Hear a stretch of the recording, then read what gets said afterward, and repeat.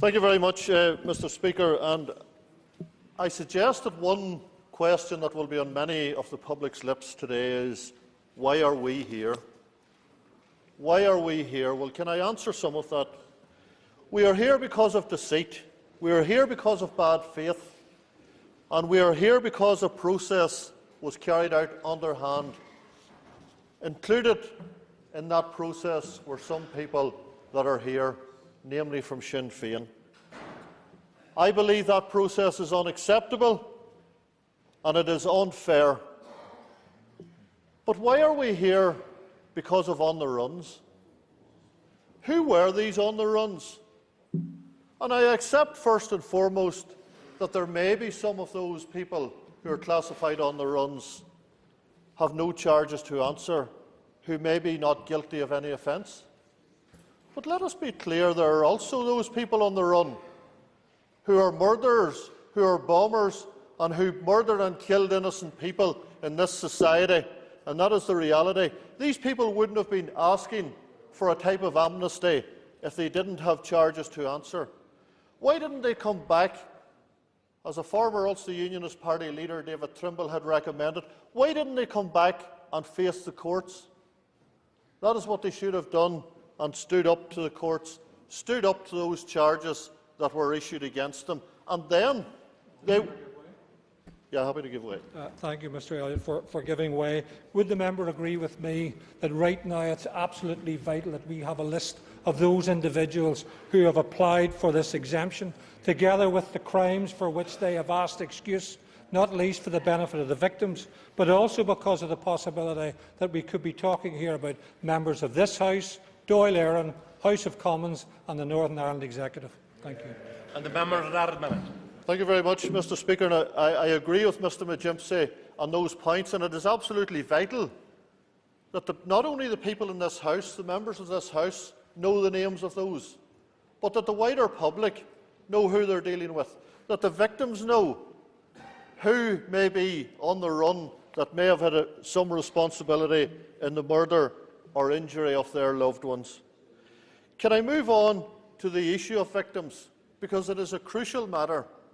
And I listened to what I would term the weasel words of Mr McGuinness, the Deputy First Minister, and Ms McCann.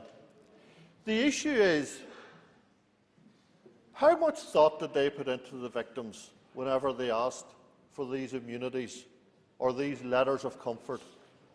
How much consideration did they give to the people who were suffering because their loved one had been brutally murdered, and, as we heard Danny Kinahan say, no longer has he a photograph of his friend? If they are so concerned about the victims, and I agree with Mr McGimpsey as well, that these letters need to be rescinded, nothing less will do. But if Sinn Féin are so exercised about the victims, I challenge them here today. Why not ask those people who have the letters to rescind them voluntarily themselves? That will prove something to the real victims in this society. That will prove to those victims that Sinn Féin and their comrades are really keen to make amends, that they are really keen to help the suffering of those victims. Because if they don't, then they are proving, if Sinn Féin do not make that call and do not progress that, then I believe they are letting the victims down, but they are also proving that they are continuing in that bad faith and mistrust. So there is a challenge to Sinn Féin that I hope will be answered. But I do believe that we do need, if that doesn't happen, the letters rescinded. And again, I have listened to many commentators on the radio this morning, and there is no clarification as to the basis and the justification of these letters at present. Let us be absolutely clear. The only one way that will satisfy and end that debate and discussion is that the letters are rescinded, that they are immediately written to those people that have got the letters and told they are no longer valid.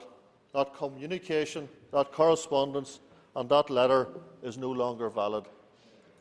It is unfortunate that some people here have tried to obviously put the blame on the Ulster Unionist Party. And I hear that. Let's not forget some people did have the right to protest and object to various deals. That is their absolute right. But let's not forget we had a new deal, we had a fair deal, and we heard that the end of all these concessions was coming after 2005. Did they? How many letters have been issued since 2005?